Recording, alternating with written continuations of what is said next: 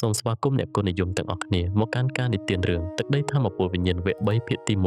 131ដែលជាភាគបន្តរបស់យើងចាប់ផ្ដើមឡើងបន្ទាប់ពីហេតុការណ៍មុនបានបន្សល់ទុកនៅចំហាយតានតឹងដំណើរនេះក៏បន្តឆ្ពោះទៅមុខដោយស្ងប់ស្ងាត់ខ្ញុំដឹងថានាងក៏ស្រឡាញ់អ្នកដែរចុះហេតុអ្វីបានជានាងចាក់ចេញទៅដោយរបៀបអាថ៌កំបាំងបែបនេះស៊ូមីអឺនិយាយយ៉ាងត្រជាក់ថាវាមិនមែនជាអ្វីក្រៅពីអ្នកមិនអាចធ្វើឲ្យនាងមានអារម្មណ៍សុវត្ថិភាពនោះទេអ្នកនៅមិនទាន់មានអំណាចគ្រប់គ្រាន់នៅឡើយទេសាលាបិសាចអាចនឹងមានអំណាចប៉ុន្តែសាលានេះគឺអព្យាក្រឹតប្រកាសជាមានសត្រូវដ៏ខ្លាំងពូកែមួយចំនួនដែលនាងត្រូវប្រឈមមុខហើយនាងមិនចង់ឲ្យអ្នកជាប់ពាក់ព័ន្ធនោះទេនោះហើយជាមូលហេតុដែលនាងចាក់ចេញទៅតើខ្ញុំនិយាយត្រូវទេខាងវូលីនស្រឡាំងកាំងមួយផ្លែតការទីរបស់ស៊ូមីអឺគឺត្រូវចំគោលដៅទៅនឹងស្ថានភាពបច្ចុប្បន្នដោយសារតែហេតុផលនេះដូច្នេះវាជាបញ្ហារបស់អ្នកតើបញ្ហារបស់អ្នកណាដែលអ្នកមិនខ្លាំងគ្រប់គ្រាន់អ្នកចង់ស្វែងរកនាងប៉ុន្តែអ្នកត្រូវតែខ្លាចជាអ្នកមានអំណាចជាមុនសិនបើមិនដូច្នេះទេទោះបីជាអ្នកអាចរកនាងឃើញក៏ដោយនាងនៅតែនឹងចាក់ចេញពីអ្នកម្ដងទៀតនៅពេលដែលនាងគ្មានជម្រើសផ្សេងអ្នករងទុក្ខដោយសារតែភាពទន់ខ្សោយរបស់អ្នកនៅពេលដែលអ្នកមានអំណាចគ្រប់គ្រាន់តើអ្នកណាទៀតនៅក្នុងលោកនេះដែលអាចដណ្ដើមគូស្នេហ៍របស់អ្នកបានសម្លេងរបស់ស៊ូមីអឺស្ដាប់ទៅរឹងរូសនិងចំអកប៉ុន្តែវាមានអារម្មណ៍ដូចជាញូធំមួយដែលវាបោកបក់បេះដូងរបស់ខាងវូលីនយ៉ាងខ្លាំងក្ល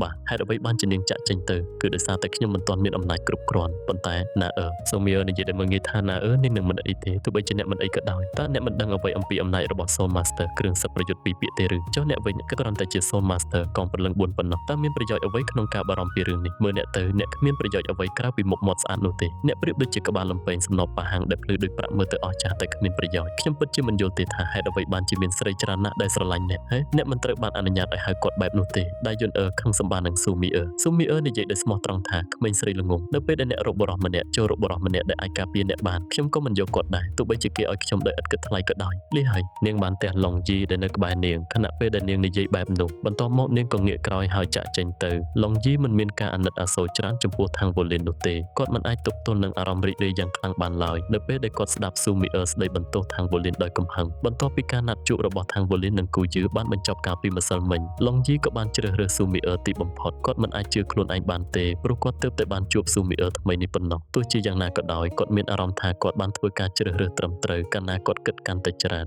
នស៊ូមីអឺជាមនុស្សត្រង់ទៅត្រង់មកនិងស្មោះត្រង់នាងបានលើកកម្ពស់កម្លាំងនិងអំណាចផ្ទាល់ខ្លួនតើគាត់មិនមែនជាអ្នកដែលមានកម្លាំងខ្លាំងបំផុតទេឬគាត់ពេញចិត្តស៊ូមីអឺដែលជាក្មេងស្រីម្នាក់ដែលមើលទៅឆេវឆាវប៉ុន្តែតាមពិតទៅមានចិត្តល្អិតល្អន់ពីខាងក្នុងមីអឺរងចាំខ្ញុំផងឡុងយីបានរត់តាមនាងយ៉ាងលឿនមីអឺតើអ្នកធ្លាប់ស្គាល់ខាងវូលីនកាលពីមុនទេឡុងយីសួរស៊ូមីអឺសម្លឹងមើលគាត់ខ្ញុំមិនធ្លាប់ទេហេតុអ្វីបានជាខ្ញុំត្រូវស្គាល់មនុស្សកំសាដូចគាត់ស្ត្រីសពថ្ងៃនេះសុទ្ធតែជាអ្នកនិយមរូបរាងប៉ុន្តែតើមានប្រយោជន៍អ្វីក្នុងការមានមុខមាត់ស្អាតខ្ញុំជាមនុស្សដែលមានការអនុវត្តជាក់ស្ដែងទោះបីជាអ្នកមើលទៅអាក្រក់ក៏ដោយអ្នកគឺជាបរិសរឹងមាំម្នាក់ទឹកមុខរបស់ឡុងយីប្រែជាតឹងរឹងភ្លាមតើអ្នកកំពុងសរសើរខ្ញុំឬស៊ូមីអឺសម្លក់គាត់ពិតណាស់តើអ្នកគិតយ៉ាងម៉េចឡុងយីញញឹមបង្ខំអ្នកប្រហែលជាដឹងរឿងរបស់ខ្ញុំហើយមែនទេរឿងអំពីរបៀបដែលបិសាចទាំង7របស់សាលាបិសាចបានកម្ចាត់ពួកយើងនៅក្នុងការប្រកួតប្រជែង Soul Master វ័យក្មេងលំដាប់ខ្ពស់ទ្វីបរបស់អាណាចក្រផ្កាយលោកស៊ូមីអឺងក់ក្បាលបាទខ្ញុំគិតថាដំបូងវាជាការបំផ្លើសប៉ុន្តែបន្ទាប់ពីបានប្រយុទ្ធជាមួយអ្នកកាលពីម្សិលមិញខ្ញុំគិតថាគូយឺនិងអ្នកដទៃពិតជាមានសមត្ថភាពណាស់ឡុងយីនិយាយថាគូយឺមិនមែនជាមេដឹកនាំក្រុមនៅពេលនោះទេស៊ូមីអឺស្រឡាំងកាំងមួយផ្លែតអូខ្ញុំមិនសូវចាប់អារម្មណ៍នឹងរឿងនេះទេបើមិនមែនគូយឺទេតើអ្នកណាទៅនាងមិនដឹងរឿងនេះទេព្រោះក្នុងនាមជាសិស្សក្នុងសាលានាងបានចំណាយពេលភាគច្រើនរបស់នាងក្នុងការហ្វឹកហាត់បិទទ្វារនិងសិក្សាឧបករណ៍ព្រលឹងរបស់នាងវាគឺជាបរិសដែលអ្នកហៅថាមនុស្សកំសាកមុននេះខ្ញុំគឺជា Soul Master គ្រឿងសឹកប្រយុទ្ធពីរពាក្យកងព្រលឹង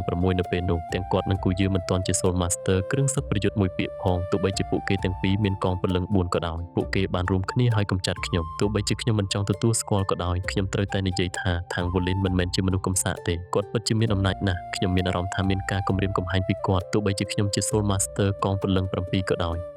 យដោយយន់ប្រាប់ខាងវូលីនយ៉ាងអន្ទះសារថាកុំស្ដាប់នាងអីនាងមិនដឹងថាអ្នកមានអំណាចប៉ុណ្ណាទេខាងវូលីនញញឹមបង្ខំខណៈដែលគាត់គ្រប់វិក្បាលនាងនិយាយត្រូវហើយសរុបមកខ្ញុំមិនទាន់មានអំណាចគ្រប់គ្រាន់ទេនោះហើយជាមូលហេតុដែលខ្ញុំមិនអាចការពារពួកគេបានដូច្នេះពួកគេទាំងពីរបានចាក់ចេញពីខ្ញុំតើខ្ញុំមិនមែនជាអ្នកបរាជ័យទេឬដែលយន់ចាប់ដៃរបស់គាត់កុំគិតបែបនោះអីអ្នកនៅតែមានខ្ញុំនៅក្បែរអ្នកទោះបីជាពួកគេទាំងពីរបានទៅបាត់ក៏ដោយខ្ញុំនឹងមិនចាក់ចេញពីអ្នកឡើយខ្ញុំនឹងនៅក្បែរនិងអមដំណើរអ្នកជានិច្ចដរាបណាអ្នកចង់ខាងវូលីនក្រវីក្បាលយន់អ្នកជាក្មេងស្រីល្អទោះជាយ៉ាងណាក៏ដោយខ្ញុំបានបញ្យល់រួចហើយក្នុងអំឡុងពិធីបុណ្យណាត់ជួបបឹងអាទិទេពសមុទ្រកាលពីមុនគ្មានកន្លែងសម្រាប់មនុស្សទី2នៅក្នុងបេះដូងរបស់ខ្ញុំទេយ៉ាងហោចណាស់ក៏មិនមែននៅពេលនេះដែរប៉ុន្តែកុំបារម្ភអីខ្ញុំនឹងមិនធ្លាក់ក្នុងភាពសោកសៅដោយសារតែឧបទ្ទហេតុនេះទេនៅមានរឿងជាច្រើនទៀតដែលខ្ញុំត្រូវធ្វើពួកគេបានចាក់ចេញដូច្នេះខ្ញុំនឹងស្វែងរកពួកគេសិស្សច្បងមីនិយាយត្រូវពួកគេមានអំណាចគ្រប់គ្រាន់ដើម្បីការពារខ្លួនឯងក្រោមស្ថានភាពធម្មតាខ្ញុំត្រូវតែអភិវឌ្ឍខ្លួនឯងព្រោះខ្ញុំខ្សោយខ្ញុំត្រូវតែបង្កើនអំ ណាចរបស់ខ្ញុំឲ្យបានឆាប់តាមដែលអាចធ្វើទៅបានខ្ញុំប្រកាសជានឹងស្វែងរកពួកគេនៅពេលដែលខ្ញុំមានអំណាចគ្រប់គ្រាន់ខាងវ៉ូលីនតែងតែជាមនុស្សដែលមានការតស៊ូជាពិសេសនៅពេលដែលគាត់ប្រឈមមុខនឹងស្ថានភាពលំបាកគាត់បានទទួលរងនូវការវាយប្រហារយ៉ាងខ្លាំងនៅពេលនេះគាត់ទើបតែត្រឡប់មកវិញ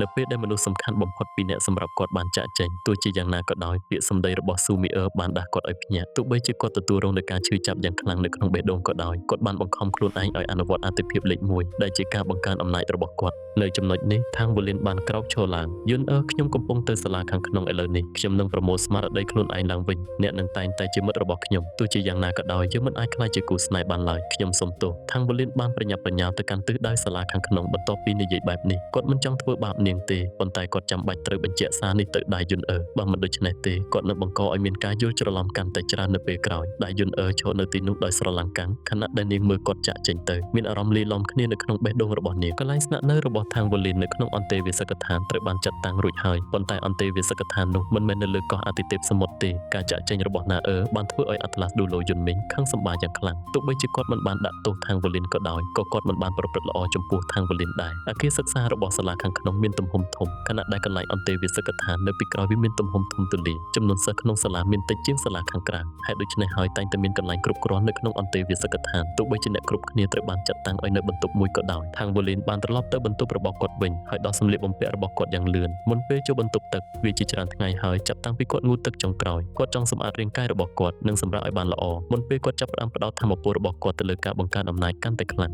ខាងវ៉ូលីនជឿជាក់ថាណានិងគូយឺប្រកាសជានឹងត្រឡប់មកវិញប្រហែលជាគាត់នឹងស្វែងរកពួកគេវិញនៅពេលដែលគាត់ខ្លាចជាអ្នកមានអំណាចកាន់តែខ្លាំងនៅពេលនេះវានឹងគ្មានន័យទេសម្រាប់គាត់ក្នុងការទៅស្វែងរកដោយងងឹតងងល់ស៊ូមីនិយាយត្រូវអំពីរបៀបដែលគាត់ជាមូលហេតុព្រោះគាត់មិនទាន់មានអំណាចគ្រប់គ្រាន់គាត់បានដាក់គោលដៅនៅក្នុងបេះដូងរបស់គាត់ម្ដងទៀតកម្លាំងរបស់គាត់នៅពេលនេះគឺស្ទើរតែមិនគ្រប់គ្រាន់ទេគាត់ត្រូវការអំណាចដ៏ខ្លាំងក្លាជាងនេះទៅទៀតគាត់បានបើកក្បាលរ៉ូប៊ីននៅក្នុងបន្ទប់ទឹកខណៈពេលដែលខាងវ៉ូលីនកំពុងត្រៀមខ្លួនលាងសម្អាតខ្លួនគាត់មានការភ្ញាក់ផ្អើលជាខ្លាំងនៅពេលដែលគាត់ឃើញខ្សែមួយនៅជុំវិញករបស់គាត់បានស្ថិតក្នុងស្ថានភាពឈឺចាប់និងបន្ទោសខ្លួនឯងអស់រយៈពេលប្រមាណថ្ងៃកន្លងមកនេះគាត់មិនបានដឹងអំពីខ្សែនេះទេរហូតមកដល់ពេលនេះខ្សែនោះគឺជាខ្សែប្រាក់ដ៏ល្អមួយហើយមានគ្រឿងព្យួរមួយព្យួរពីវាគ្រឿងព្យួររាងពងក្រពើនោះមានទំហំប៉ុនសុទ្ធព្រិចវាត្រូវបានធ្វើពីប្រាក់និងភ្លឺចែងចាំងជាមួយនឹងក្បាច់ល្អនៅលើផ្ទៃរបស់វានេះគឺជាស្រកានាគប្រាក់យ៉ាងច្បាស់ពីចំណេះដឹងរបស់គាត់អំពីក្លិនអូរ៉ារបស់ត្រកូលនាគនៅក្នុងជ្រលងនាគគាត់បានស្គាល់ស្រកានាគនេះថាជាស្រកាពីខ្សែឈាមផ្ទាល់របស់គាត់តើគូយើងបានបន្សល់ទុករបស់នេះសម្រាប់ខ្ញុំឬខាងវ៉ូលីនបានដោះគ្រឿងព្យួរនោះចេញដោយប្រុងប្រយ័ត្នភ្នែករបស់គាត់មើលទៅភ្លឺចែងចាំងគាត់មានអារម្មណ៍ថាគូយើងកំពុងឈរនៅពីមុខគាត់ខណៈដែលគាត់ប៉ះគ្រឿងព្យួរនោះដោយហេតុផលអ្វីមួយដែលមិនស្គាល់គាត់បានដាក់វាជិតភ្នែករបស់គាត់ដើម្បីមើលឲ្យកាន់តែច្បាស់ហើយបានរកឃើញថាគ្រឿងព្យួរនោះមិនរាបស្មើពិតប្រាកដទេវាប៉ង់បន្តិចនៅម្ខាងខណៈដែលផ្នែកខាងក្រោយផុតចូលវាហាក់ដូចជាខែលតូចមួយមានស្រទាប់ក្បាច់សរុប4ស្រទាប់នៅលើស្រកានោះដោយស្រទាប់នីមួយត្រួតលើគ្នាដែលធ្វើឲ្យវាមើលទៅមានច្រើនវិមាត្រក្បាច់ទាំងអស់បានកោងឡើងលើជាមួយនឹងពន្លឺតិចតួចដែលចាំងទៅលើស្រកានោះវានឹងឆ្លុះបញ្ចាំងពន្លឺដែលមើលទៅដូចជារូបភាព3វិមាត្រខាងវ៉ូលីនបានបង្វិលស្រកានោះដោយមិនដឹងខ្លួនហើយបានចាំងពន្លឺដែលឆ្លុះបញ្ចាំងទៅលើជញ្ជាំងវាបានបង្កើតជារូបរាងនាគតូចមួយហើយមើលទៅប្លែកអស្ចារ្យគូយើស្រឡាញ់ខ្ញុំនាងចាក់ចេញទៅព្រោះនាងគ្មានជំរឿផ្សេងភាពសោកសៅនៅក្នុងភ្នែករបស់ខាងវ៉ូលីនបានរសាត់បាត់បន្តិចម្ដងហើយត្រូវបានជំនួសដោយទឹកមុខតាំងចិត្តមនុស្សម្នាក់តែងតែបារម្ភបំផុតនៅពេលដែលក្តីស្រឡាញ់របស់ខ្លួនចំពោះអ្នកដទៃមិនត្រូវបានតបស្នងនៅក្នុងទំនាក់ទំនងទោះជាយ៉ាងណាក៏ដោយនៅពេលដែលខាងវ៉ូលីនឃើញគ្រឿងព្យួរនោះគាត់ដឹងថានេះមិនមែនជាករណីនោះទេគូយើចាក់ចេញទៅដោយសារតែស្ថានភាពបង្ខំបើមិនដូច្នោះទេនាងប្រកាសជាមិនឈឺចាប់ខ្លាំងបែបនេះឡើយសិស្សច្បងស៊ូមីនិយាយត្រូវការដែលខ្ញុំមិនអាចរក្សានាងទុកបានគឺដោយសារតែខ្ញុំមិនទាន់មានអំណាចគ្រប់គ្រាន់ខាងវ៉ូលីនក្តាប់ស្រកាប្រាក់នៅក្នុងបាតដៃរបស់គាត់ដោយសភាវគតិហើយមានអារម្មណ៍ថាហ្គេមរបស់វាមុតស្រួយគាត់ក៏ដកដង្ហើមវែងហើយតាំងចិត្តថាគាត់នឹងផ្ដោតលើការបង្កើនកម្លាំងរបស់គាត់ជាមុនសិនគូយើអូនចាំបងផងបងប្រកាសជានឹងនៅក្បែរអូនដើម្បីឆ្លងកាត់រាល់ការលំបាកទាំងអស់ដែលនៅពីមុខយើងអូនចាំបងឲ្យបងខ្លាំងពូកែសិននៅពេលនោះខាងវ៉ូលីនក៏លើកឧបករណ៍ទំនាក់ទំនងព្រលឹងរបស់គាត់ហើយចុចលេខ1គាត់ក៏និយាយថាស៊ីងឡានតើឯងអាចមកកន្លែងខ្ញុំបានទេក្នុងពេលជាមួយគ្នានេះសូមប្រាប់អ្នកគ្រប់គ្នាថាមិនចាំបាច់រកនាងទៀតទេយើងបានស្វែងរកគ្រប់ទីកន្លែងដែលយើងអាចរកបានប្រហែលថ្ងៃនេះយើងនឹងមិនអាចរកនាងឃើញទេប្រសិនបើនាងគេចវេសពីយើងដោយចេតនានាងសម្លឹងមើលទៅឆ្ងាយដែលអពណ៌ស័ក្តិធំល្វឹងល្វើយនិងស្រអាប់គូយើឈរស្ងៀមនៅទីនោះនាងកំពុងឈរនៅលើវេទិកាមួយដែលព្យួរនៅលើទីខ្ពស់នៅពីក្រោយនាងគឺជាពំបញ្ជូនព្រលឹងដែលឈរខ្ពស់ជាងអ្វីទាំងអស់នេះគឺជាចំណុចខ្ពស់បំផុតនៃទីស្នាក់ការកណ្ដាលពំបញ្ជូនព្រលឹងវាត្រូវបានគេស្គាល់ថាជាវេទិកាពពកហោះនាងបានឈរនៅទីនេះអស់រយៈពេលជាយូរណាស់មកហើយដៃស្ដាំរបស់នាងត្រូវបានដាក់នៅពីមុខទ្រូងរបស់នាងគ្រប់ពេលដោយមានអ្វីមួយនៅក្នុងបាតដៃរបស់នាងក៏គិតក្នុងចិត្តថាទោះបីជាវាឈឺចាប់ខ្លាំងណាស់ក៏ដោយហេតុអ្វីបានជាខ្ញុំចូលចិត្តការឈឺចាប់នេះតើនេះជាស្នេហាឬនាងបានត្រឡប់មកមានរូបរាងដើមវិញហើយដោយមានសក់ខ្មៅនិងភ្នែកខ្មៅងងឹតនាងស្លៀករ៉ូបពណ៌សវែងគេអាចដឹងពីឆ្នូតមាសតាមធ្នេរនៃរ៉ូបរបស់នាងនិងផ្លាកសញ្ញានៅលើ លើទ្រូងរបស់នាងថានាងត្រូវបានដំឡើងឋានៈខ្ពស់ណាស់នៅក្នុងប៉មបញ្ជូនព្រលឹងនាងក៏បើកបាតដៃរបស់នាងយឺតស្រការាងពេជ្រពណ៌មាសភ្លឺចែងចាំងមួយដុំស្ថិតនៅចំកណ្ដាលបាតដៃរបស់នាងវាត្រូវបានចងដោយខ្សែសង្វាក់មាសដ៏ល្អិតមួយលំនាំនៅលើស្រកានោះគួរឲ្យចាប់អារម្មណ៍ជាមួយនឹងស្រទាប់4ត្រួតគ្នាផ្នែកម្ខាងនៃស្រកានោះមានរាងប៉ោងជោដែលធ្វើឲ្យវាមើលទៅដូចជាខែលតូចមួយនាងក៏ព្យួរវាជំវិញករបស់នាងដោយប្រុងប្រយ័ត្នរួចរុញវាតាមមកអាវរបស់នាងចូលទៅក្នុងកន្លែងដែលនៅជិតខ្លួនរបស់នាងបំផុតទិសដៅដែលនាងកំពុងសម្លឹងមើលគឺទីតាំងនៃសាលាបិសាចសំឡេងដ៏ទន់ភ្លន់មួយបានបន្លឺឡើងពីក្រោយខ្នងរបស់នាងថាហេតុអ្វីមិនអាចបែកគ្នាបានទេឬគូយើក៏ងាកក្រោយយ៉ាងលឿនដោយមិនបានមើលមុខអ្នកនោះផងនាងក៏គោរពដោយការគោរពថាអ្នកគ្រូស្ដេចមយុរាឋានសួគ៌លេងចៅជូក៏ដើរយឺតទៅក្បែរនាងគាត់ក៏និយាយថាសាលាបិសាចពិតជាកន្លែងតាក់ទាញមែនក្នុងនាមឯងបានជ្រើសរើសចាក់ចេញហើយកុំសោកស្ដាយអីតើឯងពិបាកនឹងបែកពីសាលាឬក៏បែកពីនរណាម្នាក់រាងកាយរបស់គូយើក៏ញ័រនាងក៏សួរថាអ្នកគ្រូដឹងឬស្ដេចមយុរាឋានសួគ៌ក៏ញញឹមគាត់ក៏និយាយថាមិនក៏ខ្ញុំមិនដឹងទៅនោះគឺជាពិធីបុណ្យណាត់ជួបបឹងអាទិទេពសមុទ្រខ្ញុំធ្លាប់នៅពេលនោះគាត់ក៏ជប់និយាយមានការខកចិត្តឆ្លុះបញ្ចាំងនៅលើផ្ទៃមុខដ៏ស្រស់ស្អាតរបស់គាត់ក៏បន្តថាខ្ញុំមិនយល់ថាហេតុអ្វីបានជាឯងជ្រើសរើសចាក់ចេញគាត់គួរតែជាមនុស្សឆ្នើមម្នាក់ដែលឯងចាប់អារម្មណ៍ខ្ញុំធ្លាប់ឃើញគាត់ពីមុនមកគាត់ពិតជាមានទេពកោសល្យពិសេសមែនឯងគួរតែព្យាយាមនិយាយបញ្ចុះបញ្ចូលគាត់ឲ្យចូលរួមជាមួយយើងគូយើក៏ញញឹមជូរចត់ហើយក្រវីក្បាលនាងក៏និយាយថាខ្ញុំមិនចង់ធ្វើឲ្យគាត់ពិបាកចិត្តទេគាត់បានចូលរួមជាមួយបកឋានរួចហើយប្រសិនបើខ្ញុំមិនបានចាក់ចេញទេខ្ញុំគិតថាលទ្ធភាពដែលខ្ញុំនឹងចូលរួមជាមួយបកឋានដោយសារគាត់គឺធំជាងលទ្ធភាពដែលគាត់នឹងចូលរួមជាមួយយើងទៅទៀតអ្នកគ្រូដឹងពីមហិច្ឆតារបស់ខ្ញុំនឹងមិនជាប់គាំងដោយសារស្នេហាឡើយមានអារម្មណ៍ពេញចិត្តនៅក្នុងក្រសែភ្នែករបស់ស្ដេចមយុរាឋានសួគ៌ប៉ុន្តែក៏មានភាពសោកសៅក្នុងពេលតែមួយគាត់ក៏និយាយថាកូនអើយឯងកំពុងទទួលបន្ទុកដែលធ្ងន់ពេកសម្រាប់ឯងទោះបីជាខ្ញុំពេញចិត្តនឹងឃើញទាំងអស់នេះក៏ដោយក៏ឯងប្រហែលជាមិនអាចទទួលបានឱកាសទី2នៅពេលនិយាយអំពីស្នេហាឡើយលើសពីនេះផ្លូវរបស់ឯងត្រូវបានត្រួសត្រាយរួចហើយទៅតាមផែនការរបស់យើងនៅពេលដែលឯងឈរនៅកំពូលទ្វីបនៅថ្ងៃណាមួយប្រហែលជាឯងនឹងដឹងថាមានគម្លាតរវាងឯងនិងគាត់ដល់ពេលនោះវានឹងមិនអាចទៅរួចទេសម្រាប់អ្នកទាំងពីរក្នុងការនៅជាមួយគ្នាទៀតឯងនៅក្មេងនៅឡើយអ្នកគ្រូនឹងមិនស្ដីបន្ទោសឯងទេប្រសិនបើឯងជ្រើសរើសចំណាយពេលជាមួយគាត់ឥឡូវនេះគូយើក៏ក្រវីក្បាលយ៉ាងលឿននាងក៏និយាយថាមិនអីទេអ្នកគ្រូបេះដូងរបស់ខ្ញុំមិនរឹងមាំដោយដែលអ្នកគ្រូគិតនោះទេខ្ញុំខ្លាចថាវានឹងពិបាកខ្លាំងណាស់សម្រាប់ខ្ញុំក្នុងការសម្រេចចិត្តប្រសិនបើខ្ញុំបន្តទំនាក់ទំនងរបស់យើងលេងយ៉ាវជូក៏ដកដង្ហើមធំគាត់ក៏និយាយថាល្អហើយអញ្ចឹងសូមអនុវត្តផែនការរបស់យើងមានគូប្រជែង4នាក់ដែលឯងនឹងត្រូវប្រឈមមុខពួកគេម្នាក់គឺជាទេពកោសល្យរបស់ប៉មបញ្ជូនព្រលឹងយកឈ្នះពួកគេហើយឯងនឹងក្លាយជាអ្នកស្នងតំណែងលេខ1សម្រាប់មេប៉មបញ្ជូនព្រលឹងនាពេលអនាគតរាល់ពេលដែលឯងចាញ់ឯងនឹងធ្លាក់តំណែងមួយនៅក្នុងជួរអ្នកស្នងតំណែងក្នុងប្រមាណសប្តាហ៍ខាងមុខអ្នកគ្រូនឹងដាក់សម្ពាធបន្ថែមលើឯងដើម្បីបង្កើនសក្តានុពលរបស់ឯងទោះជាយ៉ាងណាក៏ដោយខ្ញុំជឿថាឯងគឺជាមនុស្សល្អបំផុតយ៉ាងណាមិញនៅក្នុងប្រវត្តិសាស្ត្រប៉មបញ្ជូនព្រលឹងឯងគឺជាមនុស្សតែម្នាក់គត់ដែលធម៌ពលវិញ្ញាណរបស់ឯងបានឈានដល់កំពូលនៃជ្រលងវិញ្ញាណមុនពេលឯងមានអាយុ30ឆ្នាំជាមិនខានខាងវូលីនសម្លឹងមើលបំណែកនៃគ្រឿងសឹកប្រយុទ្ធដែលភ្លឺចែងចាំងជាមួយនឹងពន្លឺពណ៌មាសស្រាលនៅលើតុនៅពីមុខគាត់ខណៈពេលដែលគាត់បានសម្ដែងការដឹងគុណយ៉ាងស្មោះស្ម័គ្រចំពោះយេស៊ីងឡាគាត់ក៏និយាយថាអរគុណមិត្តរួមក្រុមរបស់គាត់ទាំងអស់កំពុងនៅក្បែរគាត់នៅពេលនោះមិនត្រឹមតែខាងវូលីនប៉ុណ្ណោះទេប៉ុន្តែមិត្តរួមក្រុមរបស់គាត់ទាំងអស់ក៏បានលះបង់ពេលវេលាដើម្បីស្វែងរកគូយើក្នុងប៉ុន្មានថ្ងៃកន្លងមកនេះសៀសៀក៏ចាប់ស្មាខាងវូលីនគាត់ក៏និយាយថាបងធំកុំសោកសៅអីប្រកាសជាមានរឿងសំខាន់ណាស់ដែលគូយើត្រូវធ្វើនាងនឹងត្រឡប់មកវិញជាមិនខានខាងវូលីនក៏ញញឹមតិចគាត់ក៏និយាយថាខ្ញុំដឹងថានាងនឹងត្រឡប់មកវិញជាមិនខានដូច្នេះខ្ញុំនឹងធ្វើឲ្យខ្លួនឯងកាន់តែខ្លាំងពូកែបើមិនដូច្នោះទេតើខ្ញុំអាចដើរនៅក្បែរនាងដោយរបៀបណាប្រសិនបើខ្ញុំនៅពីក្រោយឆ្ងាយយ៉ាងហោចណាស់នៅក្នុងក្រសែភ្នែកមិត្តរួមក្រុមរបស់គាត់ហាក់ដូចជាធម្មតាដូចមុនយានអឿនយេហុយក៏ធូរស្រាលនាងក៏និយាយថា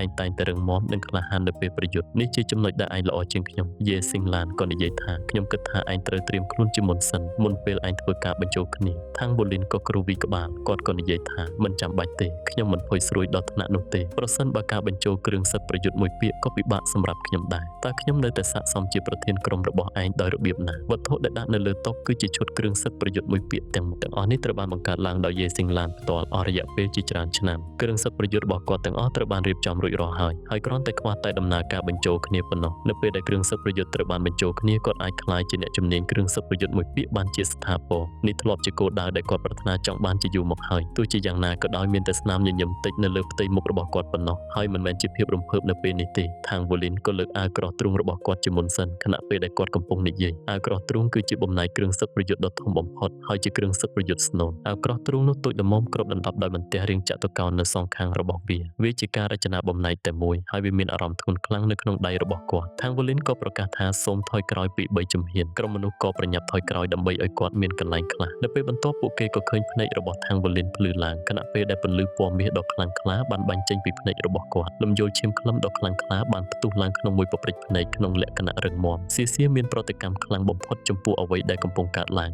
គាត់ក៏ស្រែកធ្ងន់តិចខណៈពេលដែលគាត់ថយក្រោយដោយមិនដឹងខ្លួនមុខរបស់គាត់ក៏ស្លេកស្លាំងខណៈពេលដែលគាត់ដួលទៅលើដីគ្រឿងសឹកប្រយុទ្ធនៅក្នុងខ្លួនរបស់គាត់ត្រូវបានបញ្ចេញហើយគ្របដណ្ដប់រាងកាយរបស់គាត់យ៉ាងលឿនពេលនោះទើបគាត់ស្ងប់ចិត្តវិញប៉ុន្តែគាត់មិនអាចទប់ចិត្តមិនឲ្យភ្ញាក់ផ្អើលបានឡើយមិនមែនតែគាត់ម្នាក់នោះទេប៉ុន្តែមនុស្សផ្សេងទៀតក៏មានប្រតិកម្មខុសគ្នាដែរពួកគេគ្រាន់តែមានអារម្មណ៍ថាមានកម្លាំងដ៏ខ្លាំងក្លាដែលមិនអាចប្រៀបផ្ទឹមបានផ្ទុះចេញពីរាងកាយរបស់ខាងវូលីនភ្លាមវាមានឥទ្ធិពលដ៏អស្ចារ្យនៃអ្នកខ្ពង់ខ្ពស់លើអ្នកទាបជាងអារម្មណ៍នោះកាន់តែខ្លាំងឡើងនៅពេលដែលអាប់ពណ៌មាសក្រាស់បានហូរចេញពីរាងកាយរបស់គាត់យៀតអឺនយេហ៊ុយនិងយេស៊ីងឡានស្ថិតក្នុងស្ថានភាពល្អបំផុតក្នុងចំណោមពួកគេបានថយក្រោយតែមួយជំហានប៉ុណ្ណោះខណៈពេលដែលអ្នកផ្សេងទៀតបានថយក្រោយយ៉ាងហោចណាស់2ជំហានទឹកមុខរបស់មនុស្សគ្រប់គ្នាគឺពោពេញដោយការភ្ញាក់ផ្អើលយ៉ាងណាមិញមនុស្សគ្រប់គ្នានៅក្នុងឈុតឆាកនេះមានមូលដ្ឋានវឹកហាត់ខ្ពស់ជាងខាងវូលីនពួកគេទាំងអស់គឺជា Soul King ថាមពល5កងនិងជាអ្នកជំនាញគ្រឿងសឹកប្រយុទ្ធមួយពាក្យទោះបីជាមានគម្លាតរវាងអំណាចរបស់ពួកគេក៏ដោយក៏ឥទ្ធិពលខ្សែឈាមរបស់ខាងវូលីនអាចធ្វើឲ្យពួកគេមានអារម្មណ៍ថាមានវត្តមានដ៏ខ្លាំងក្លានិងមិនអាចទប់ទល់បានដែលធ្វើឲ្យពួកគេភ្ញាក់ផ្អើលយ៉ាងខ្លាំងរយៈពេល3ឆ្នាំបានកន្លងផុតទៅហើយថាមពលព្រលឹងរបស់ខាងវូលីនហាក់ដូចជាមិនបានកើនឡើងទាល់តែសោះប៉ុន្តែហេតុអ្វីបានជាឥទ្ធិពលដ៏អស្ចារ្យនៃរាងកាយរបស់គាត់កាន់តែក្រាស់ជាងមុនទៅវិញប្រសិនបើពួកគេដឹងថាខាងវូលីនបានសមាធិនៅក្នុងតកូលនាគក្នុងចលងនាគជានិច្ចហើយថាគាត់បានប្រើប្រាស់វិញ្ញាណនាគដែលកើតឡើងដោយធម្មជាតិរាល់ពេលដែលគាត់អស់កម្លាំងពីការកប់នាគដើម្បីបំពេញថាមពលខ្លួនឯងពួកគេនឹងលែងភ្ញាក់ផ្អើលទៀតហើយវាជាការពិតដែលថាមពលព្រលឹងរបស់ខាងវូលីនពិតជាមិនបានកើនឡើងច្រើននោះទេផ្ទុយទៅវិញថាមពលខ្សែឈាមរបស់គាត់ត្រូវបានចិញ្ចឹមបីបាច់តាមរបៀបដែលគាត់មិនធ្លាប់ជួបប្រទះក្នុងរយៈពេល3ឆ្នាំកន្លងមកនេះថាមពលនាគដ៏បរិសុទ្ធពិតប្រាកដបានពង្រឹងរាងកាយរបស់គាត់ជាបន្តបន្ទាប់រហូតដល់គាត់ខ្លួនឯងក៏មិនដឹងថាថាមពលខ្សែឈាមរបស់គាត់អាចសម្រេចបានអ្វីខ្លះនោះទេពិតប្រាកដណាស់គ្មានការសង្ស័យទេថាសូម្បីតែឡុងយឺដែលមានព្រលឹងក្បាច់គុណស្ដេចនាគភ្នំក៏ត្រូវបានបង្ក្រាបទាំងស្រុងដោយឥទ្ធិពលរបស់គាត់ដែរខ្សែឈាមរបស់គាត់ត្រូវបានលើកកម្ពស់ដល់កម្រិតមួយសូម្បីតែមុនពេលគាត់អាចចាប់ផ្ដើមបង្ហាញឥទ្ធិពលស្ដេចនាគមាសពិតប្រាកដក៏ដោយកងព្រលឹងមាស4បានផុសចេញពីក្រោមជើងរបស់ខាងវូលីនជាបន្តបន្ទាប់ហើយវិលជុំវិញខ្លួនរបស់គាត់អាប់មាសដែលផ្ទុះចេញពីគាត់បានជ្រាបចូលបន្តិចម្ដងទៅក្នុងគ្រឿងសឹកទ្រូងរបស់គាត់គ្រឿងសឹកទ្រូងរបស់គាត់ក៏ចាប់ផ្ដើមបញ្ចេញពន្លឺចែងចាំងភ្លាមពន្លឺមាសស្រាលរបស់វាបានប្រែជាភ្លឺចែងចាំងយ៉ាងលឿនភ្នែករបស់ខាងវូលីនក៏កាន់តែភ្លឺឡើងរហូតដល់អាប់ក្រាស់បានរុំព័ទ្ធជុំវិញខ្លួនរបស់គាត់កម្រាស់3ម៉ែត្របំណែកគ្រឿងសឹកប្រយុទ្ធមាសទាំងអស់នៅលើតុបញ្ជាក៏ចាប់ផ្ដើមរំញ័រតិចបន្ទាប់មកបំណែកទាំងនោះក៏ចាប់ផ្ដើមអណ្ដែតលើអាកាសម្ដងមួយព័ទ្ធជុំវិញខាងវូលីនងើបមុខឡើងខណៈដែលស្រកាមាសក៏លេចចេញបន្តិចម្ដងហើយគ្របដណ្ដប់លើរាងកាយទាំងមូលរបស់គាត់យ៉ាងលឿនបន្ទាប់មកដោយគ្រឿងការពារកំភួនដៃនិងស្មារបស់គាត់ខាងវូលីនស្រែកខ្លាំងថាស្រូបយកគ្រឿងសឹកទាំងអស់ហាក់ដូចជាត្រូវបានស្រូបយកដោយអាប់មាសនោះហើយប្រែទៅជាខ្សែពន្លឺមាសដែលបញ្ចូលទៅក្នុងខ្លួនរបស់គាត់ក្នុងមួយប៉ព្រិចភ្នែកក្នុងរយៈពេលតែប៉ុន្មានដង្ហើមប៉ុណ្ណោះគ្រឿងសឹកប្រយុទ្ធក៏បានបញ្ចូលគ្នាជាមួយរាងកាយរបស់គាត់គ្រឿងសឹកប្រយុទ្ធមួយពាក្យត្រូវបានស្រូបយកទាំងស្រុងគ្រឿងសឹកប្រយុទ្ធពណ៌មាសស្រាលបានគ្របដណ្ដប់លើរាងកាយទាំងមូលរបស់គាត់លំនាំនៅលើវាមិនច្រើនពេកទេប៉ុន្តែមានរូបរាងនាគស្រាលជាមួយនឹងដាវមុតស្រួចលយចេញពីដៃនិងស្មារបស់គាត់លំនាំស្រកាស្រាលបានលេចចេញលើផ្ទៃគ្រឿងសឹកប្រយុទ្ធនៅពេលដែលថាមពលឈាមរបស់ខាងវូលីនកើនឡើងមួកសុវត្ថិភាពបានគ្របដណ្ដប់លើក្បាលទាំងមូលរបស់គាត់មានផ្នែកលយចេញដូចជាស្នែងនាគនៅសងខាងមួកសុវត្ថិភាពជាមួយនឹងបន្ទាត់កម្ពស់លយចេញបន្តិចនៅចំកណ្ដាលមួកសុវត្ថិភាពរបាំងមុខមាសបានការពារមុខរបស់ខាងវូលីនដោយបង្ហាញតែភ្នែករបស់គាត់ដែលកំពុងបញ្ចេញពន្លឺមាសលក្ខណៈពិសេសបំផុតនៃគ្រឿងសឹកប្រយុទ្ធគឺស្នែងនាគមួយគូនៅលើមួកសុវត្ថិភាពនិងផ្នែកលយចេញដែលលេចឡើងនៅសងខាងកំភួនដៃនិងកំភួនជើងរបស់គាត់ទាំងនេះមានកេរ្តិ៍មុតស្រួចហើយមើលទៅស្រដៀងនឹងរូបរាងស្នែងនាគមានវេទនភាពប្លែកមួយចំពោះពន្លឺមាសស្រាលដែលលាយឡំជាមួយនឹងពន្លឺចែងចាំងពីរបាំងមុខរបស់គាត់ខាងវូលីនអាចមានអារម្មណ៍ថាមានអ្វីមួយត្រូវបានបន្ថែមទៅក្នុងខ្លួនរបស់គាត់ក្នុងមួយប៉ព្រិចភ្នែកប៉ុន្តែវាហាក់ដូចជាប្រែក្លាយជាផ្នែកមួយនៃរាងកាយរបស់គាត់ភ្លាមថាមពលព្រលឹងនិងខ្សែឈាមរបស់គាត់បានបញ្ចូលទៅក្នុងគ្រឿងសឹកមុនពេលហូរត្រឡប់ទៅរាងកាយរបស់គាត់វិញ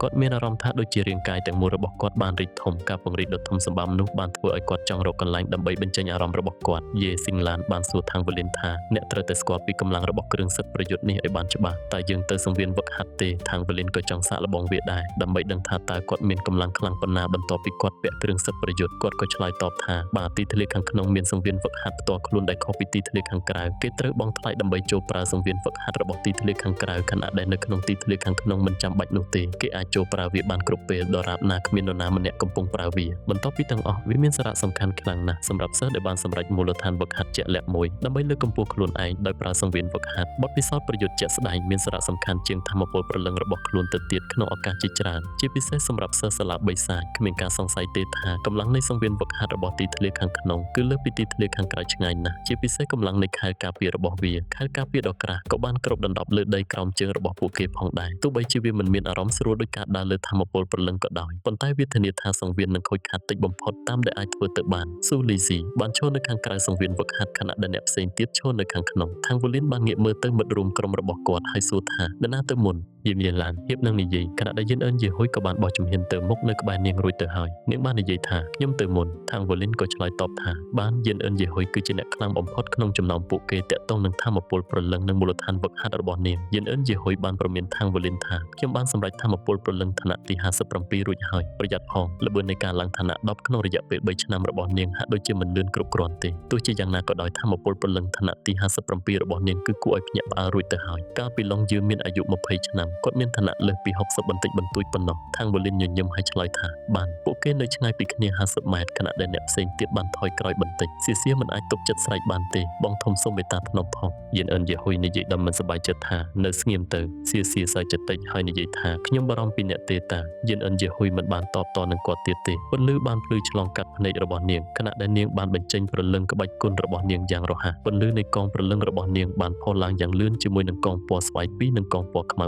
3គ្មានការសង្ស័យទេថាការកើនឡើងរបស់នាងគឺមិនត្រឹមតែនៅក្នុងធម៌ពលព្រលឹងរបស់នាងប៉ុណ្ណោះទេប៉ុន្តែជារួមនាងពិតជាត្រូវបានចាត់ទុកថាមានធម៌ពលខ្លាំងនៅកម្រិតសូលខេងដោយសារខាងវូលីនកំពុងពាក់គ្រឿងសឹកប្រយុទ្ធមួយពាក្យនៅលើខ្លួនរបស់គាត់យិនអិនយេហ៊ុយក៏បានបញ្ចេញគ្រឿងសឹកប្រយុទ្ធរបស់នាងផងដែរដោយគ្មានការស្ទាក់ស្ទើរគ្រឿងសឹកប្រយុទ្ធពណ៌លឿងក្រាស់ដូចដីបានគ្របដណ្ដប់លើរាងកាយទាំងមូលរបស់នាងបន្ទាប់ពីនាងបានប្រមូលបានមួយឈុតពណ៌នៃគ្រឿងសឹកប្រយុទ្ធរបស់នាងគឺជ្រៅជាងបន្តិចនៅពេលដែលខាងវូលីនបានឃើញវានៅលើទ្វីបកាយលោជាលើកដំបូងនាងមិនអាចធ្វើអ្វីបានឡើយចំពោះរឿងនេះយិនអិនយេហ៊ុយក៏មានព្រលឹងក្បាច់គុណទេវតាធ្លាក់ខ្លួនឯងដែរប៉ុន្តែនាងអាចមានគ្រឿងសឹកប្រយុទ្ធតែមួយឈុតប៉ុណ្ណោះនាងត្រូវតែសម្របសម្រួលអន្តរកម្មនៃព្រលឹងក្បាច់គុណទាំងពីររបស់នាងឲ្យបានល្អបំផុតតាមដែលអាចធ្វើទៅបាននៅពេលនាងបង្កើតគ្រឿងសឹកប្រយុទ្ធហេតុនេះហើយគ្រឿងសឹកប្រយុទ្ធរបស់នាងមានទាំងគុណលក្ខណៈដីនិងភាពងឹតគ្រឿងសឹកប្រយុទ្ធរបស់នាងនឹងបដូររវាងស្ថានភាពដោយស្ម័គ្រចិត្តនៅពេលនាងប្រើព្រលឹងក្បាច់គុណផ្សេងគ្នានេះពិតជាចំណុចខ្វះខាតមួយពីព្រោះឥទ្ធិពលពង្រីកលើព្រលឹងក្បាច់គុណនីមួយគឺតិចជាងបន្តិចបើប្រៀបធៀបទៅនឹងគ្រឿងសឹកប្រយុទ្ធមួយពាក្យធម្មតាដើម្បីសម្របសម្រួលសម្រាប់ការមានច្រើនជាងមួយនេះគឺជាហេតុផលដែលយិនអិនយេហ៊ុយតែងតែជាអ្នកគ្រប់គ្រងដ៏ស្មោះត្រង់នៃគ្រឿងសឹកប្រយុទ្ធមួយពាក្យលោហៈវិញ្ញាណជានិច្ចពីព្រោះការពង្រីករបស់វាមានសារៈសំខាន់ខ្លាំងណាស់សម្រាប់នាងការបង្កើតគ្រឿងសឹកប្រយុទ្ធរបស់នាងគឺពិបាកបំផុតវានឹងពន្យាពេលច្រើនពេកសម្រាប់នាងក្នុងការបង្កើតគ្រឿងសឹករបស់នាងឡើងវិញទៅជាគ្រឿងសឹកប្រយុទ្ធពីរពាក្យម្ដងទៀតលើសពីនេះលោហៈវិញ្ញាណអាចត្រូវបានប្រើដើម្បីបញ្ចូលគ្នាជាបន្តបន្ទាប់ដើម្បីពង្រឹងគ្រឿងសឹកប្រយុទ្ធឲ្យកាន់តែខ្លាំងនិងកាត់បន្ថយឥទ្ធិពលអវិជ្ជមាននៃគ្រឿងសឹកប្រយុទ្ធគុណលក្ខណៈ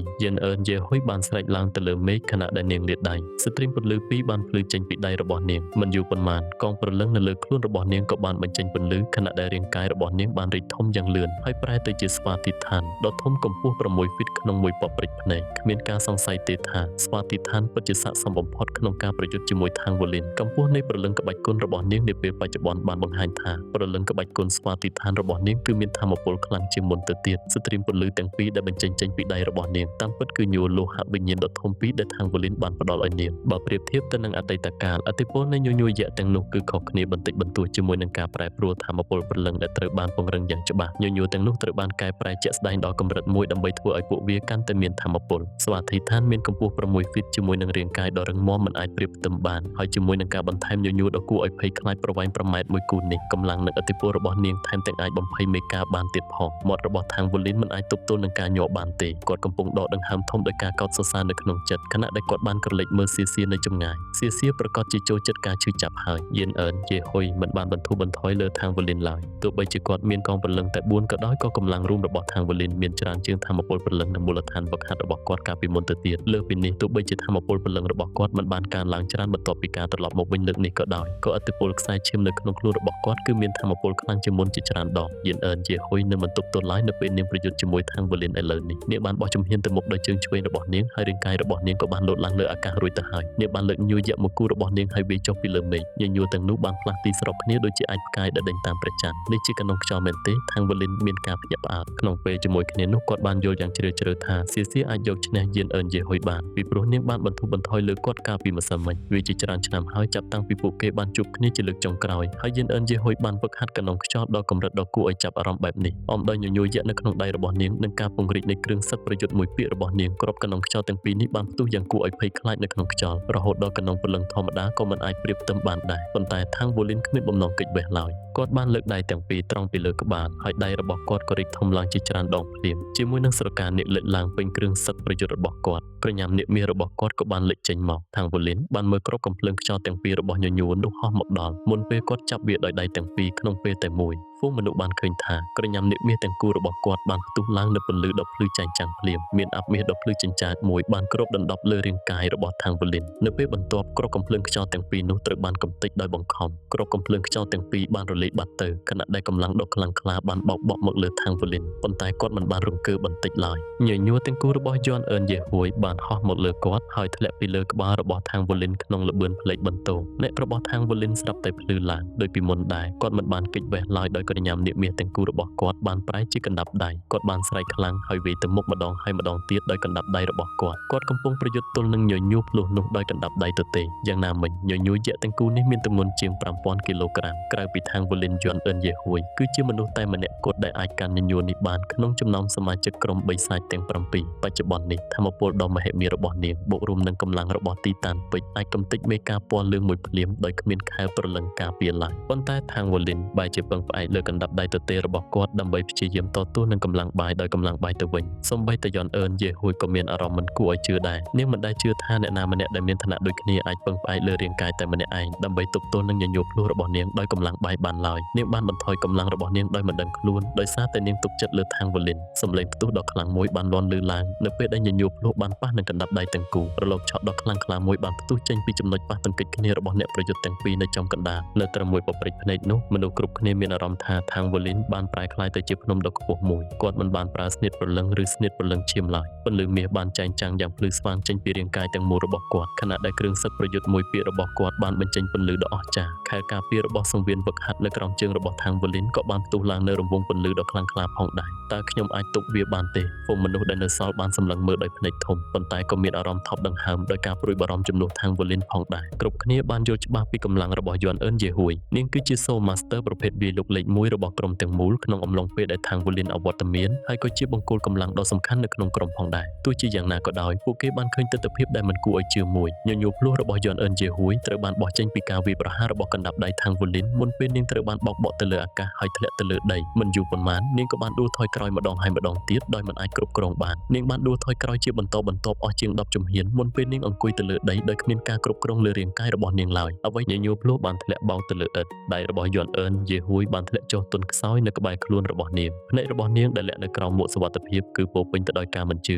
ទោះបីជានាងបានបន្ថយកម្លាំងបន្តិចបន្តួចនៅនាទីចុងក្រោយក៏ដោយក៏វានៅតែស្ថិតក្នុងកម្រិតដែលនាងអាចគ្រប់គ្រងបានដែរប៉ុន្តែនាងមានអារម្មណ៍ថានាងមិនបានប្រយុទ្ធទល់នឹងមនុស្សទេតែជាសត្វសាហាវមួយនៅពេលដែលនាងបានវាយទៅលើកណ្ដាប់ដៃរបស់ថាងវូលីនផលប៉ះពាល់ដ៏គួរឲ្យភ័យខ្លាចនៃការប៉ះទង្គិចនោះបានបោកបក់មកលើនាងដូចជារលកដែលមិនអាចបញ្ឈប់បានលើសពីនេះនាងអាចមើលឃើញថាថាងវូលីនជាក់ស្ដែងបានទាញកណ្ដាប់ដៃរបស់គាត់ថយក្រោយមុនពេលគាត់វិនេះបញ្ជាក់ថាគាត់មិនបានប្រើកម្លាំងពេញលេញរបស់គាត់ឡើយថាងវូលីនបានឈរនៅកន្លែងដដែលដោយមិនរើបំរាស់គាត់មិនបានដេញតាមវាយប្រហារឡើយដោយទុកឲ្យអ្នកទស្សនាដែលនៅសល់មានការភ្ញាក់ផ្អើលក្នុងមួយពព្រិចភ្នែកសៀបានលោតទៅរកយន់អឺនជាហួយរួចទៅហើយមុខដែលតែងតែស្ងប់ស្ងាត់របស់យេស៊ីងឡានក៏មិនអាចជួយអ្វីបានក្រៅពីបើកមាត់ធំអ្វីថាងវូលីនក៏បានមកដល់មុខយន់អឺនជាហួយយ៉ាងលឿនផងដែរគាត់បានសួរថាតើអ្នកមិនអីទេយន់អឺនជាហួយបានបាត់បង់ញញួរភ្លោះពីដៃរបស់នាងទៅហើយនាងបានសោយទាំងបង្ខំហើយនិយាយថាខ្ញុំមិនអីទេខ្ញុំគិតថាខ្ញុំបានរបូតដៃហើយបើគ្មានគ្រឿងសឹកប្រយុទ្ធទេខ្ញុំខ្លាចថាខ្ញុំរបូតដៃបងធំអ្នកពិតជាខូខើពេកហើយខ្ញុំនឹងប្រយុទ្ធជាមួយអ្នកសៀបានវាយទៅលើគ្រឿងសឹកប្រយុទ្ធរបស់ថាងវូលីនពីរដងដោយកំហឹងថាងវូលីនបាននិយាយដោយសុំទោសថាខ្ញុំសុំទោសខ្ញុំមិនដឹងថាវានឹងកើតឡើងបែបនេះទេខ្ញុំបានបន្ថយកម្លាំងរបស់ខ្ញុំយ៉ាងលឿននៅពេលដែលខ្ញុំមានអារម្មណ៍ថាកម្លាំងរបស់អ្នកមិនគ្រប់គ្រាន់នៅទីបញ្ចប់ប៉ុន្តែខ្ញុំយឺតពេលបន្តិចហើយភាពស្ងៀមស្ងាត់អ្វីនៅជុំវិញគឺស្ងាត់ឈឹងនៅពេលដែលខ្ញុំមានអារម្មណ៍ថាកម្លាំងរបស់អ្នកមិនគ្រប់គ្រាន់នៅពេលដែលខ្ញុំមានអារម្មណ៍ថាកម្លាំងរបស់អ្នកមិនគ្រប់គ្រាន់នៅពេលដែលខ្ញុំមានអារម្មណ៍ថាកម្លាំងរបស់អ្នកមិនគ្រប់គ្រាន់អោព្រះជាម្ចាស់អើយនោះគឺជាស្វាថៃឋានដ៏ធំរួមជាមួយនឹងញញួរយក្សមួយគូដែលមានទម្ងន់រាប់រយគីឡូក្រាមនោះគឺជាការវាយប្រហារដោយគ្រាប់កំភ្លើងខ្យល់របស់យន់អឺនយេហួយពិតជាគ្មានអ្នកផ្សេងទៀតណាអាចទប់ទល់នឹងការវាយប្រហារបែបនេះបានឡើយប៉ុន្តែការឆ្លើយតបរបស់គាត់គឺកម្លាំងមិនគ្រប់គ្រាន់អ្វីយន់អឺនយេហួយបានសម្លឹងមើលថាងវូលីនដោយងឿងឆ្ងល់នាងបាននិយាយថាប្រាប់ខ្ញុំការពិតមកតើអ្នកបានប្រើកម្លាំងប៉ុន្មានមុននេះថាងវូលីនបានពិចារណាមុនពេលឆ្លើយថាប្រហែល50ទៅ60%យន់អឺនយេហួយក៏បានស្ងាត់មាត់ដែររាងកាយរបស់នាងបានរួញទៅរកសភាពធម្មតាវិញខណៈដែលសៀបាន កែសម្រួលដៃដែលរបូតរបស់នាងដើម្បីព្យាបាលវានាងបាននិយាយដោយទឹកមុខមើងម៉ាត់ថាប្រធានក្រុមខ្ញុំគិតថាអ្នកគួរតែទៅធ្វើតេស្តកម្លាំងរបស់អ្នកជាមុនសិនខ្ញុំមានអារម្មណ៍ថាសូម្បីតែឡុងយូក៏មិនអាចប្រៀបធៀបជាមួយអ្នកបានដែរដោយគ្រាន់តែវិនិច្ឆ័យលើកម្លាំងរបស់អ្នកតែម្នាក់ឯងតើអ្នកបានខ្លាចជាអ្នកមានកម្លាំងកាយខ្លាំងបែបនេះដោយរបៀបណាខាងវូលីនបានសើចគាត់បាននិយាយថានោះមិនអាចទៅរួចទេ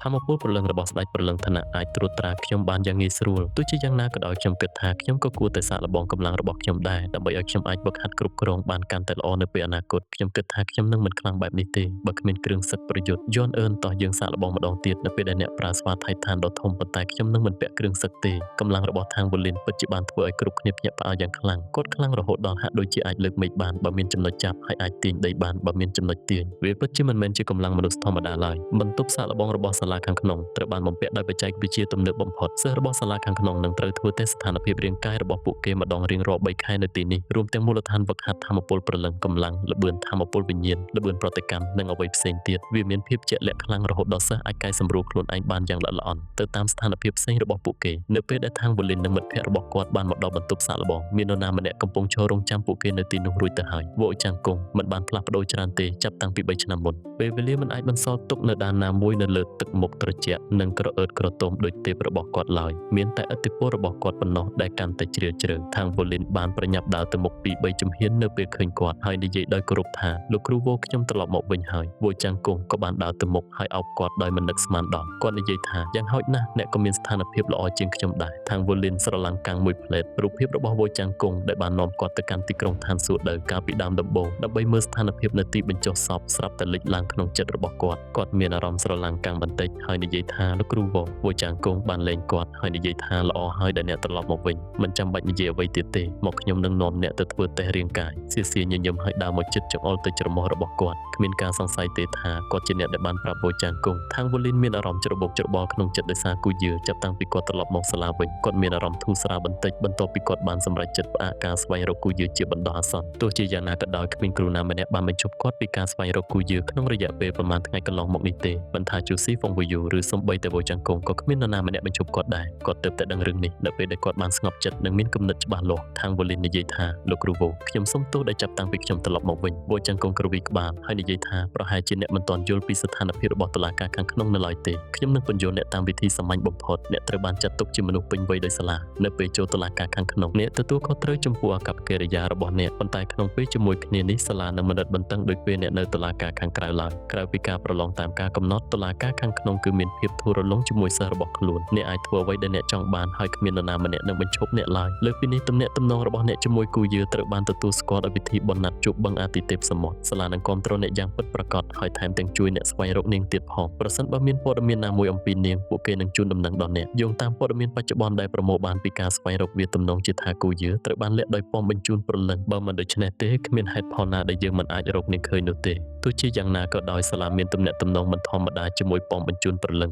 លុះត្រាតែមានការស្នើសុំពីមេពន្លាបើមិនដូច្នេះទេវានឹងពិបាកសម្រាប់យើងក្នុងការបញ្ជាក់រឿងនេះមេពន្លាហាក់ដូចជាខឹងសម្បានឹងអ្នកបន្តិចជាការពិតណាស់យុនមីងពិតជាខឹងសម្បានឹងខាងវូលីនណាស់សិស្សដ៏ល្អបំផុតរបស់គាត់បានបាត់ខ្លួនដោយសារតែខាងវូលីនវាពិតជាចម្លែកណាស់ប្រសិនបើគាត់មិនខឹងខាងវូលីនមានអារម្មណ៍មិនស្រួលនៅពេលស្ដាប់វ៉ូចាំងគង់គ្មានការសង្ស័យទេថាវ៉ូចាំងគង់បានជួយស្វែងរកគូយើគ្រប់ពេលវេលាបើមិនដូច្នេះទេគាត់នឹងមិនយល់ពីស្ថានភាពបានល្អបែបនេះឡើយតើបើយើនៅពំបញ្ជូនព្រលឹងមែនទេតើបញ្ហារវាងខ្ញុំនិងនាងស្ថិតនៅក្នុងពំបញ្ជូនព្រលឹងមែនទេមានតែពំបញ្ជូនព្រលឹងទេដែលអាចបង្កការភ័យខ្លាចដល់សាលាបាននេះត្រូវតែជាហេតុផលនៅចំណុចនេះខាងវូលីនមានអារម្មណ៍ថាគាត់មានគោលបំណងមួយទោះបីជាដឹងថាគោលបំណងនោះពិបាកខ្លាំងណាស់ក៏ដោយក៏វានៅតែល្អជាងគ្មានគោលបំណងអ្វីទាំងអស់យ៉ាងហោចណាស់គាត់មានគោលដៅមួយដើម្បីខិតខំបន្ទប់ធ្វើតេស្តគឺធំទូលាយណាស់វាធំជាងអ្វីដែលគាត់បានស្រមៃដែលម៉ាស៊ីននៅក្នុងបន្ទប់គឺធំខុសពីធម្មតាវ៉ូចាំងគង់បញ្យល់ទៅខាងវូលីនថាអ្នកនឹងត្រូវធ្វើតេស្តរួមមួយដើម្បីអនុញ្ញាតឲ្យយើងយល់ពីស្ថានភាពរាងកាយរបស់អ្នកដូច្នេះយើងអាចកែសម្រួលការហ្វឹកហាត់របស់អ្នកនៅពេលក្រោយខាងវូលីនឆ្លើយតបថាបាទវ៉ូចាំងគង់នាំគាត់ទៅមុខឧបករណ៍មួយដែលមានវត្ថុស្វែពីរ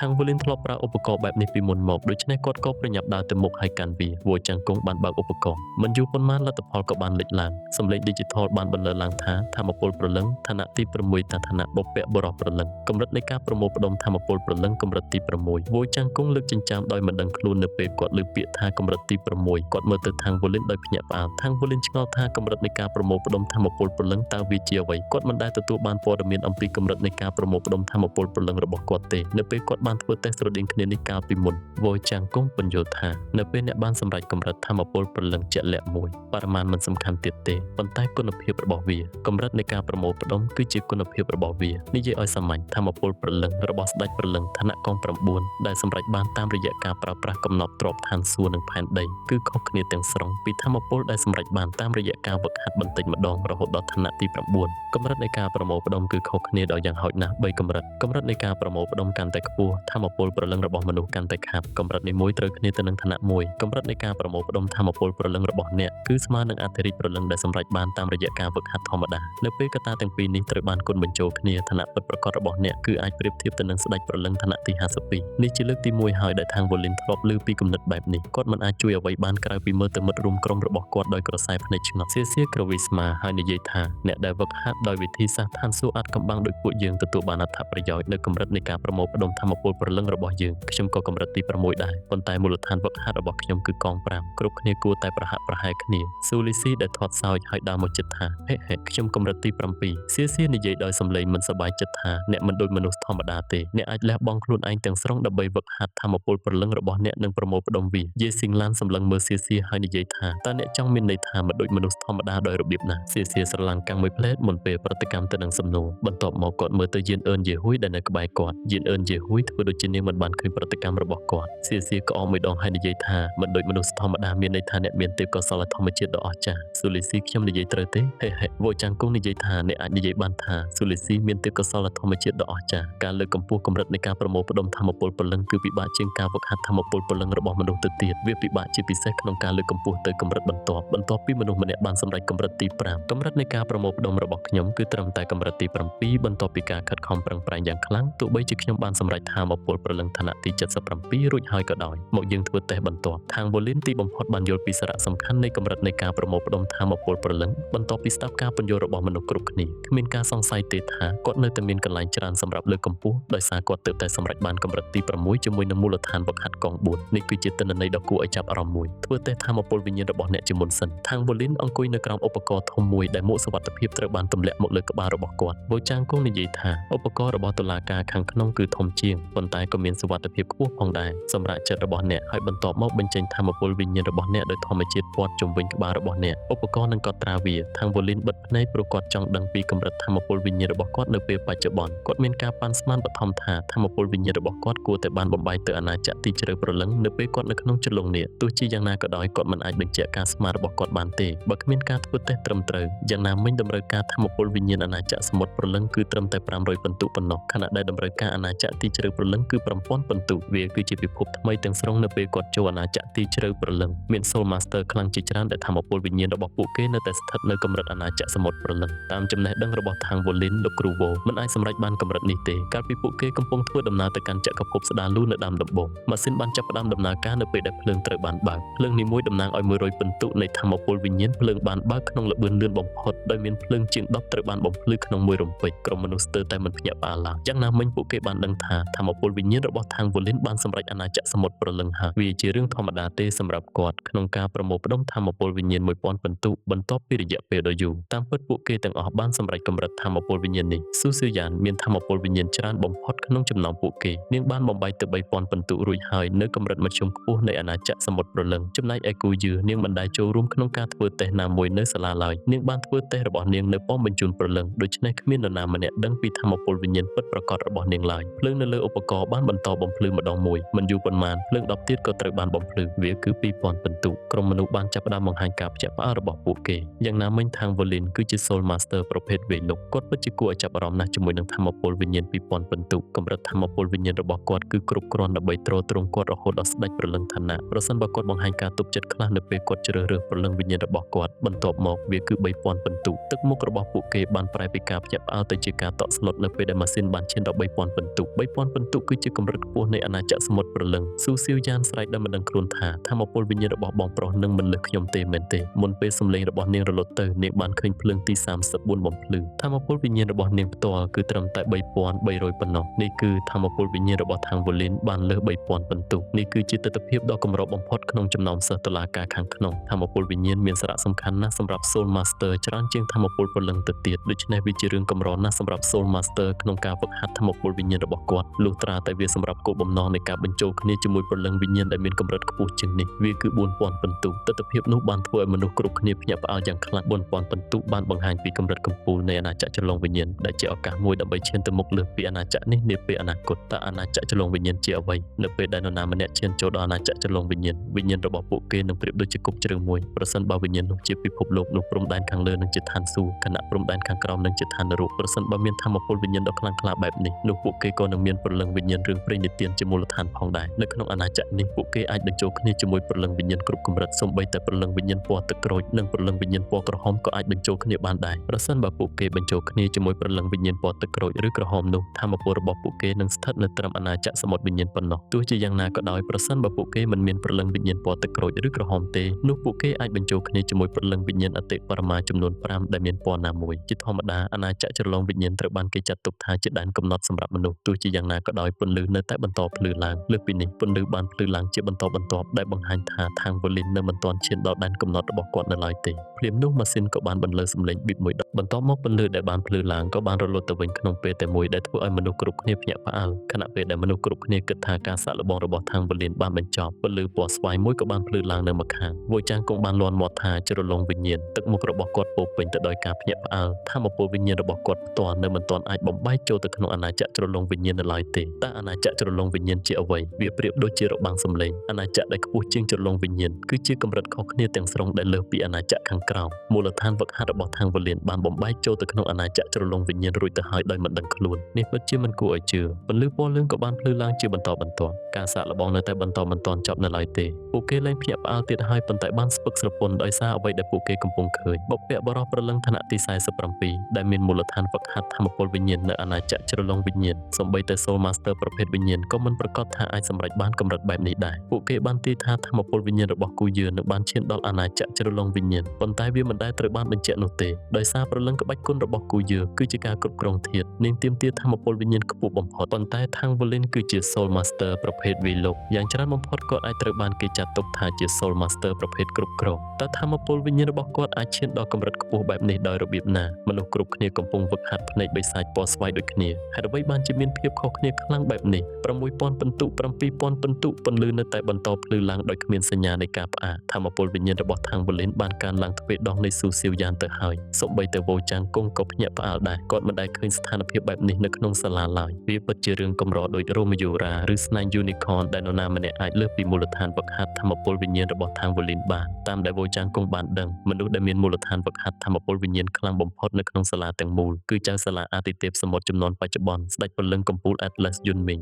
ធម្មពលវិញ្ញាណរបស់ព្រឹទ្ធាចារ្យយុនបានឈានដល់ប្រភពទេវៈរឿងព្រេងនិទានរួចទៅហើយប៉ុន្តែគាត់ក៏ជាប្រភពទេវៈតែមួយគត់នៅក្នុងសាលាបិសាចផងដែរសូម្បីតែមូលដ្ឋានវឹកហាត់ធម្មពលវិញ្ញាណរបស់ស្ដេចព្រលឹងពលឹងងងឹតក៏នៅតែស្ថិតនៅក្នុងអាណាចក្រដែនវិញ្ញាណដែរលើកលែងតែព្រឹទ្ធាចារ្យយុនអាណាចក្រដែនវិញ្ញាណនិងអាណាចក្រជ្រលងវិញ្ញាណខុសគ្នាត្រឹមតែមួយជំហានប៉ុណ្ណោះធម្មពលវិញ្ញាណ20000ពិន្ទុគឺជាកម្រិតចាប់ផ្ដើមនៃអាណាចក្រដែនវិញ្ញាណធម្មពលវិញ្ញាណរបស់ខាង Volin បានលើសពី7000ពិន្ទុទៅហើយនៅពេលនេះហើយគាត់មានអាយុត្រឹមតែ18ឆ្នាំប៉ុណ្ណោះនេះបង្ហាញថាគាត់ពិតជាអាចឈានដល់អាណាចក្រដែនវិញ្ញាណនាពេលអនាគតវោចាងគង់ក៏បានដឹងដែរថាធម្មពលវិញ្ញាណមិនសូវសំខាន់ប៉ុន្មានទេក្នុងអំឡុងពេលវឹកហាត់ដំបូងរបស់ Soul Master ដែលមិនមានព្រលឹងក្បាច់គុណប្រភេទវិញ្ញាណដ៏ខ្លាំងក្លាទោះជាយ៉ាងណាក៏ដោយវានឹងក្លាយជាកត្តាកំណត់ក្នុងដំណាក់កាលស្ដេចព្រលឹងគោរមយានធម្មពលវិញ្ញាណរបស់មនុស្សត្រូវតែខ្លាំងដើម្បីអភិវឌ្ឍបន្ថែមទៀតក្នុងដំណាក់កាលស្ដេចព្រលឹងគោរមយានធម្មពលវិញ្ញាណកាន់តែខ្លាំងលទ្ធភាពដែលមនុស្សនោះអាចត្រូវបានលើកកម្ពស់ក៏កាន់តែខ្ពស់ដែរស្ដេចព្រលឹងកំពូលនឹងទាមទារមូលដ្ឋានវឹកហាត់វិញ្ញាណប្រភពទេវៈនេះគឺជាកត្តាសំខាន់ដែលបណ្ដាលឲ្យស្ដេចព្រលឹងមហាអស្ចារ្យជាច្រើនជាប់គាំងក្នុងការវឹកហាត់របស់ពួកគេស្ដេចព្រលឹងពលឹងនឹងមិនអាចសម្រេចបានដំណាក់កាលនោះទេគឺដោយសារតែធម្មពលវិញ្ញាណរបស់គាត់មិនអាចបំបែកឧបសគ្គនៃអាណាចក្រប្រភពទេវៈបានចំនួនមនុស្សដែលមានមូលដ្ឋានវឹកហាត់វិញ្ញាណប្រភពទេវៈនៅក្នុងពិភពលោកបច្ចុប្បន្នអាចរាប់បានត្រឹមតែម្រាមដៃ5ប៉ុណ្ណោះធម្មពលវិញ្ញាណអាណាចក្រស្ដេចទេពដែលជាអាណាចក្រខ្ពស់ជាងមួយកម្រិតបានមានវត្តមានក្នុងសម័យអាណាចក្រទេពប៉ុន្តែឥឡូវនេះបានបាត់បង់ទៅហើយគេបាននិយាយថាធម្មពលវិញ្ញាណរបស់មនុស្សមិនអាចឈានដល់អាណាចក្រនោះបានទេលុះត្រាតែពួកគេខ្លាចជាអាទិទេពល្បឿនដែលពន្លឺកំពុងភ្លឺឡើងទីបំផុតក៏បានចាប់ផ្ដើមថយចុះការសាកល្បងជិតដល់ដំណាក់កាលចុងក្រោយហើយពន្លឺទីបំផុតក៏បានឈប់នៅទីតាំងទី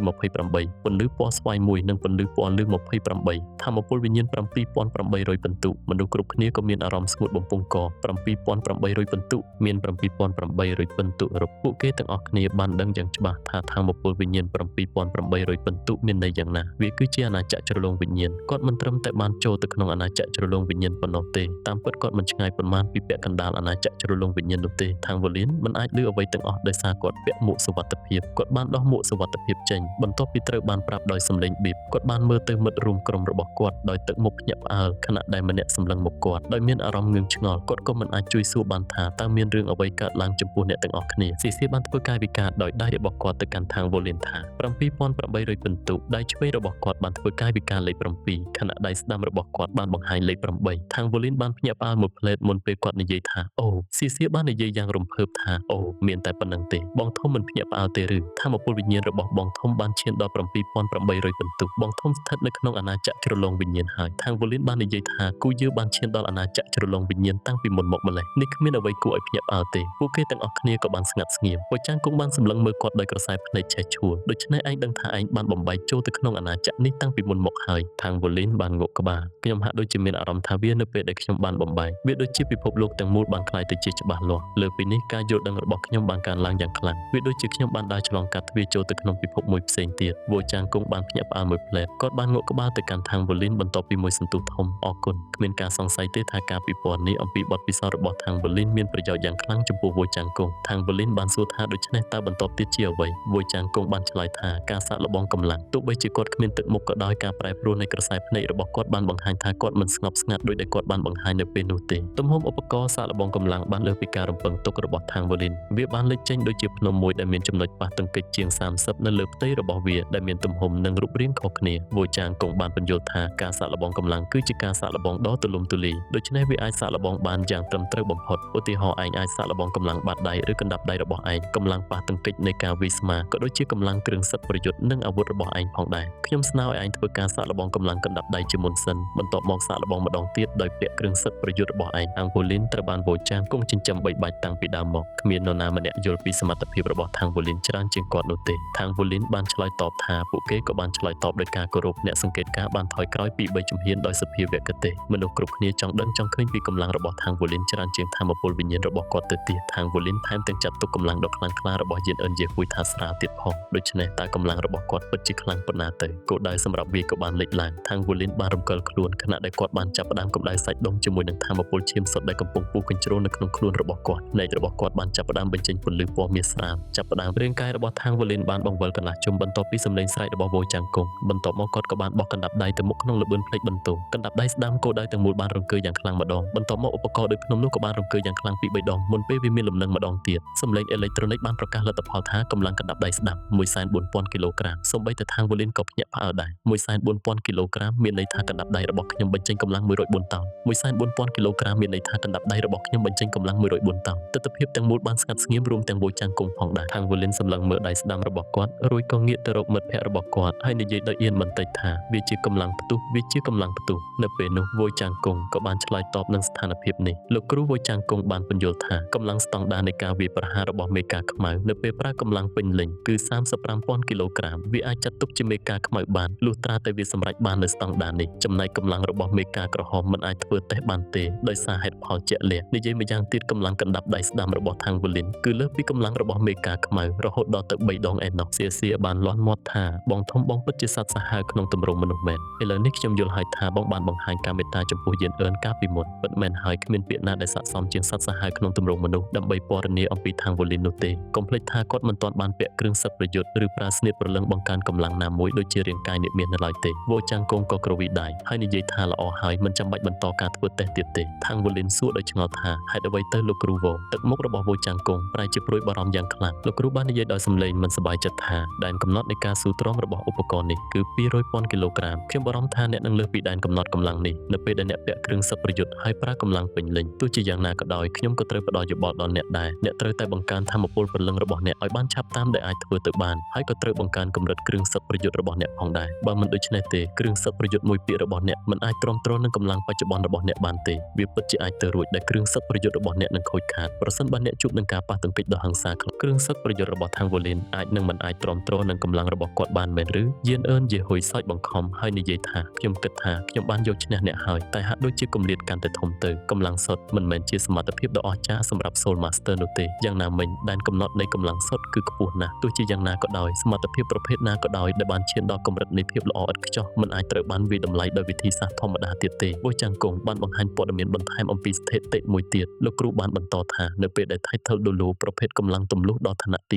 90កម្លាំងកដាប់ដៃ 100,000 គីឡូក្រាមគឺជាមូលដ្ឋានជាទូទៅមានតែអ្នកជំនាញគ្រឿងសឹកប្រយុទ្ធ3ពាក្យប្រភេទកម្លាំងប៉ុណ្ណោះដែលអាចសម្រេចបានកម្រិតកម្លាំងនេះវ៉ូលីនតាអ្នកពិតជាមនុស្សមែនទេការដែលលោកគ្រូវ៉ូដែលតែងតែត្រជាក់ស្រទន់ស្រាប់តែនិយាយបែបនេះបានធ្វើឲ្យខាងវ៉ូលីនមានអារម្មណ៍ឆ្គងបន្តិចប៉ុន្តែគាត់មិនអាចជួយអ្វីបានក្រៅពីសម្លឹងមើលដៃរបស់គាត់តែគាត់នៅតែត្រូវបានចាត់ទុកជាមនុស្សមែនទេបន្ទាប់ពីស្រូបយកធម្មពលត្រានៃស្ដេចនាគមាសមិនថាមានរឿងអ្វីកើតឡើងនោះទេនេះក៏បានបង្ហាញថាកម្លាំងរបស់ខាងវ៉ូលីនបានក្លាយជាមិនគួរឲ្យជឿសូម្បីតែក្នុងនាមជាគ្រូបង្រៀនរបស់សាលាបិសាចវ៉ូចាំងគង់ក៏មានអារម្មណ៍ភ្ញាក់ផ្អើលចំពោះខាងវ៉ូលីនដែរវ៉ូចាំងគង់សម្លឹងមើលខាងវ៉ូលីនដោយមានភាពទន់ភ្លន់បន្តិចនៅក្នុងភ្នែករបស់គាត់លោកគ្រូបាននិយាយថាអ្នកទាំងអស់គ្នាបានធំធាត់ហើយគ្មានអ្វីច្រើនទៀតដែលខ្ញុំអាចបង្រៀនអ្នកបានទៀតទេអ្នកនឹងទទួលបានការណែនាំបន្ថែមទៀតពីមហាអំណាច Title Dolo របស់សាលានាពេលអនាគតខាងវ៉ូលីនមានការព្រួយបារម្ភក្នុងចិត្តគាត់បានហៅលោកគ្រូវ៉ូចាំងគង់គ្រូវិដ័យហើយបន្តថាអ្នកគូយាសឿយៀននិងសៀសៀត្រូវបានខ្ញុំបង្រៀនតាំងពីទីក្រុងសមុទ្រខាងកើតមកម្លេះខ្ញុំមានមោទកភាពដែលបានឃើញសមិទ្ធផលរបស់អ្នកទាំងអស់គ្នានៅថ្ងៃនេះខ្ញុំបានលាលែងពីតំណែងជាគ្រូបង្រៀនពីសាលាជាបណ្ដោះអាសន្នហើយ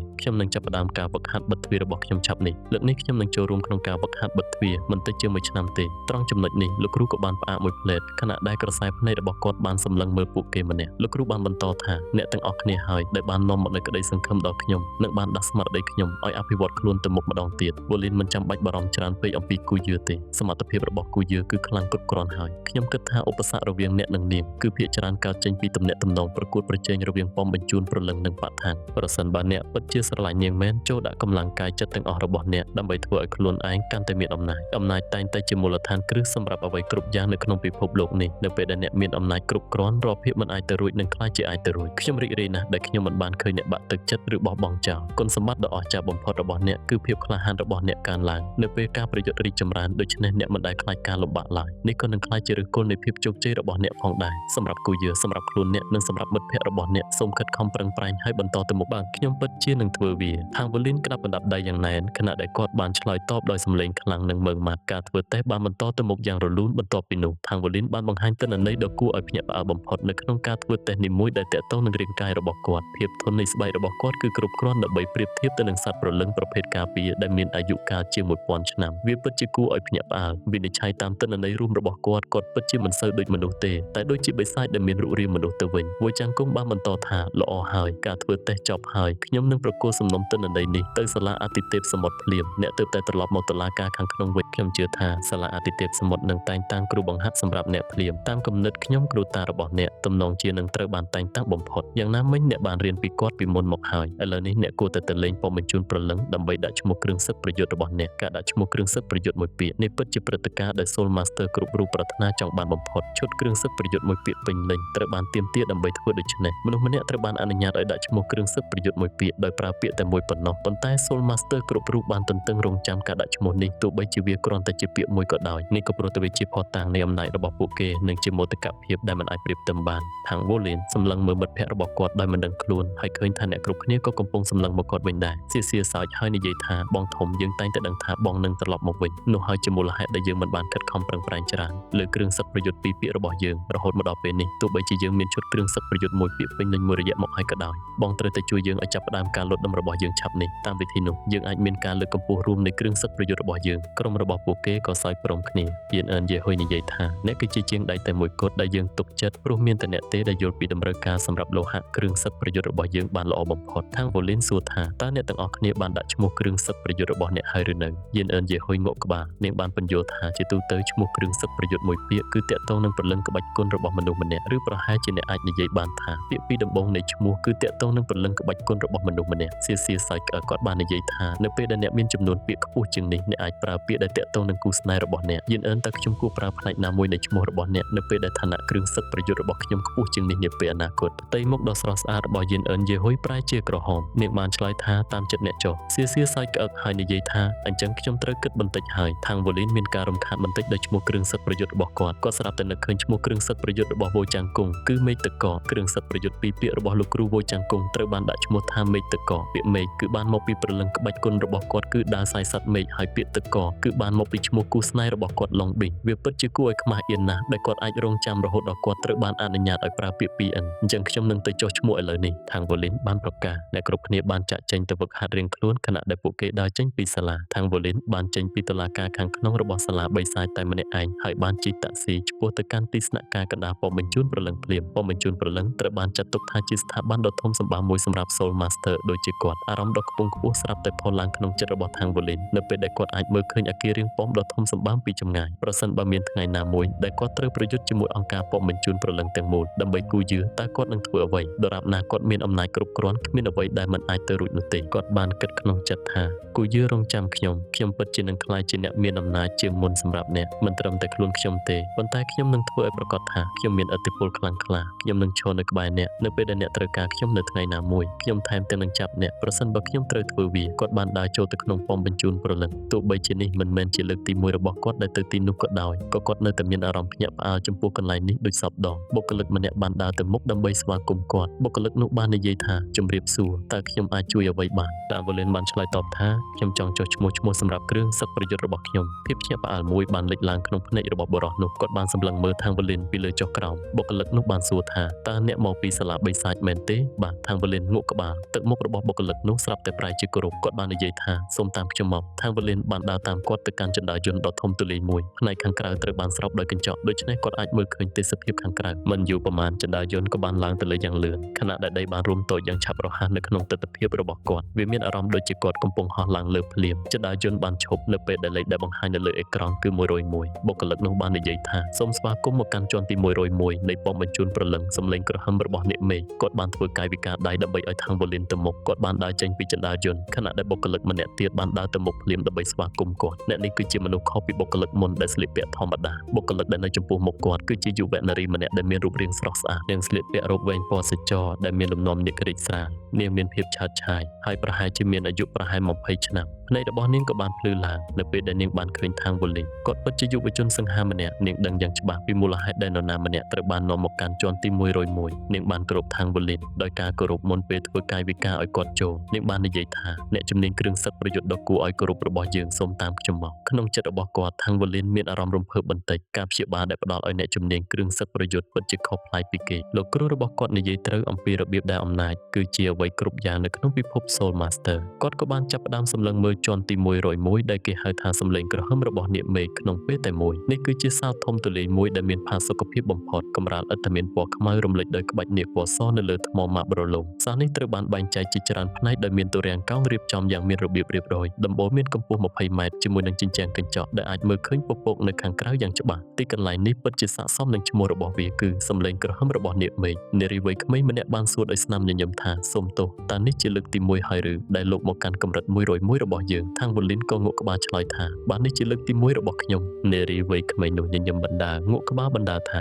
ខ្ញុំរីករាយណាស់ដែលបានបម្រើលោកអាចហៅខ្ញុំថាស៊ុយយីវនោះជាឈ្មោះប្លែកមួយខាងវ៉ូលីនមើលទៅនាងដោយការភ្ញាក់ផ្អើលបន្តិចនារីវ័យក្មេងនោះក៏ញញឹមយ៉ាងស្រស់ស្រាយថាបានអ្នកណាក៏និយាយអញ្ចឹងដែរបុគ្គលិករបស់យើងម្នាក់សុទ្ធតែមានឈ្មោះហៅក្រៅរៀងខ្លួនខ្ញុំកើតនៅទីក្រុងឆ្នេរសមុទ្រហើយព្រលឹងក្បាច់គុណរបស់ខ្ញុំជាប្រភេទត្រីខ្ញុំតែងតែយំដូច្នេះអ្នករាល់គ្នាថាខ្ញុំមានទឹកច្រើនពេកនៅក្នុងខ្លួននោះហើយជាមូលហេតុដែលខ្ញុំបានឈ្មោះហៅក្រៅថាស៊ុយយីវខាងវ៉ូលីនក៏ទប់សំណាចមិនបានស៊ុយយីវស្រាប់តែភ្ញាក់ផ្អើលភ្លាមនៅពេលឃើញខាងវ៉ូលីនសើចនាងគិតក្នុងចិត្តថាបរិះវ័យក្មេងម្នាក់នេះពិតជាសង្ហាខ្លាំងណាស់សំណាចរបស់គាត់អាចទាក់ទាញចំណាប់អារម្មណ៍អ្នករាល់គ្នាបានស៊ុយយីវក៏បន្តថាដោយសារនេះជាលើកទី1របស់លោកខ្ញុំនឹងណែនាំលោកបន្តិចប៉ុំបញ្ជូនព្រលឹងឲ្យតម្លៃខ្ពស់ណាស់ចំពោះ Soul Master គ្រឿងសឹកប្រយុទ្ធទាំងអស់ហេតុដូច្នេះហើយបានជាទីនេះជាតំបន់ពិសេសដែលរចនាឡើងដើម្បីបម្រើពួកគេតែម្ដងយើងសង្ឃឹមថា Soul Master គ្រឿងសឹកប្រយុទ្ធគ្រប់រូបអាចស្វែងរកសម្លេងផ្ទាល់ខ្លួនរបស់ពួកគេនៅក្នុងពិភព Soul Master ដូចជានាគពិតប្រាកដនោះហើយជាមូលហេតុដែលកន្លែងនេះត្រូវបានគេហៅថាសម្លេងក្រហមរបស់នាគមេឃនាងបន្តទៀតថា Soul Master គ្រឿងសឹកប្រយុទ្ធនឹងទទួលបានសេវាកម្មពិសេសជាច្រើនបន្ទាប់ពីចុះឈ្មោះជាមួយព័ត៌បញ្ជូនព្រលឹងរបស់យើងជាដំបូងយើងនឹងផ្ដល់ជូនលោកនូវសេវាកម្មប្រតិបត្តិដែល Soul Master ធម្មតាមិនអាចទទួលបានលោកអាចចូលវេទិកាឡើងវិញ្ញាណកម្រិតមធ្យមបាន2ដងក្នុងមួយឆ្នាំនិងប៉មព្រលឹងវិញ្ញាណបានម្ដងក្នុងមួយឆ្នាំដោយឥតគិតថ្លៃក្នុងពេលជាមួយគ្នានេះលោកក៏អាចចូលប៉មឡើងវិញ្ញាណកម្រិតខ្ពស់បានម្ដងក្នុងតម្លៃពាក់កណ្ដាលផងដែរទាំងនេះគឺជាសេវាកម្មមូលដ្ឋានដែលផ្ដល់ ដល់ជូន Soul Master គ្រឿងសិតប្រយុទ្ធមួយពាក្យរបស់យើងប្រសិនបើលោកមានសមត្ថភាពអាចឡើងដល់កម្រិតខ្ពស់ជាងនេះនោះលោកនឹងទទួលបានសេវាកម្មពិសេសកាន់តែប្រសើរឡើងថែមទៀត Hangvolin មានអារម្មណ៍ភ្ញាក់ផ្អើលយ៉ាងខ្លាំងព្រោះគាត់ដឹងថា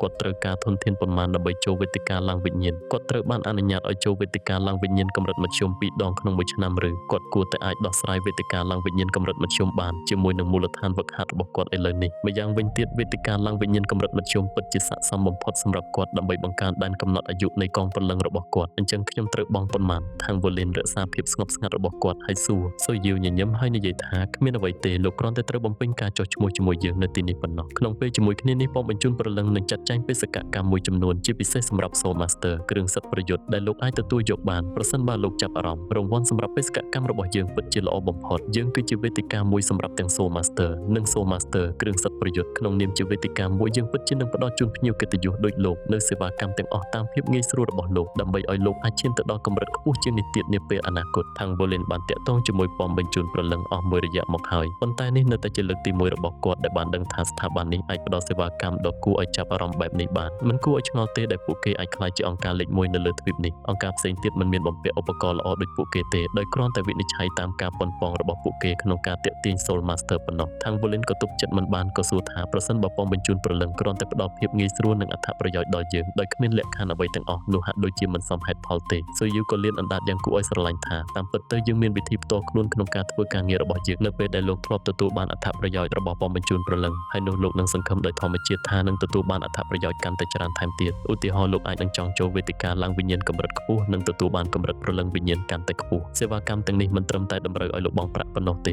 ប៉ុន្តែសេវាកម្មកម្រិតខ្ពស់មួយចំនួនក៏តម្រូវឲ្យលោកបង់ដោយពិន្ទុបេសកកម្មជាវិធីសាស្ត្រទូទាត់ផងដែរមិនមែនជាមូលដ្ឋានរូបិយវត្ថុនោះទេនិយាយម្យ៉ាងទៀតនៅពេលដែលលោកត្រូវការសេវាកម្មកម្រិតខ្ពស់មួយចំនួនលោកនឹងត្រូវបំពេញបេសកកម្មមួយចំនួនសម្រាប់ប៉មបញ្ជូនព្រលឹង Hangvolin ស្រាប់តែមានអារម្មណ៍ភ្លឺស្វាងដោយការរំពឹងទុកគ្មានអ្វីដែលហៅថាអាហារថ្ងៃត្រង់ឥតគិតថ្លៃនៅក្នុងលោកនេះទេ Soyu បន្តទៀតថាក្នុងពេលជាមួយគ្នានេះលោកក៏នឹងត្រូវពាក់នាឡិកាទំនាក់ទំនងដែលចែកចាយដោយប៉មបញ្ជូនព្រលឹងរបស់យើងជារៀងរាល់ថ្ងៃដើម្បីឲ្យយើងអាចផ្ញើបញ្ជីបេសកកម្មទៅលោកបានលោកអាចជ្រើសរើសមិនទទួលយកបេសកកម្មនោះបានប៉ុន្តែលោកនៅតែត្រូវពាក់នាឡិកាលោកត្រូវបានអនុញ្ញាតឲ្យរីករាយនឹងអត្ថប្រយោជន៍និងសេវាកម្មទាំងអស់លុះត្រាតែលោកពាក់នាឡិកាសម្រាប់រយៈពេលជាក់លាក់មួយជារៀងរាល់ថ្ងៃ Hangvolin ញញឹមប៉មបញ្ជូនព្រលឹងពិតជាខ្លាំងពូកែដោយការរំពឹងទុកនេះហាក់ដូចជាបញ្ហាតូចតាចប៉ុន្តែវាអនុញ្ញាតឲ្យប៉មបញ្ជូនព្រលឹងផ្ញើព័ត៌មានណាមួយដែលខ្លួនចង់ផ្ដល់ទៅ Soul Master ដែលបានចុះឈ្មោះទាំងអស់ក្នុងពេលតែមួយជាពិសេសទៅកាន់ Soul Master គ្រឿងសឹកប្រយុទ្ធរបស់ខ្លួននេះគឺជាយុទ្ធសាស្ត្រដ៏មានឥទ្ធិពលមួយនិយាយម្យ៉ាងទៀតប៉មបញ្ជូនព្រលឹងអាចចែកចាយព័ត៌មានភ្លាមទៅកាន់ Soul Master ដ៏មានឥទ្ធិពលជាច្រើនតាមជម្រើសរបស់ខ្លួនខណៈពេលដែលផ្ញើបេសកកម្មមួយចំនួនទៅពួកគេក្នុងពេលតែមួយទោះបីជាវាមិនមានកម្លាំងគ្រប់គ្រងខ្លាំងណាស់ក៏ដោយក៏យ៉ាងហោចណាស់វាមានសមត្ថភាពក្នុងការតាក់ទាញ Soul Master ដែរម្យ៉ាងវិញទៀត Soul Master នឹងមិនបោះបង់ចោលព្រលឹងវិញ្ញាណរបស់ប៉មបញ្ជូនព្រលឹងឡើយដូច្នេះ Soul Master នឹងពឹងផ្អែកលើប៉មបញ្ជូនព្រលឹងកាន់តែខ្លាំងឡើ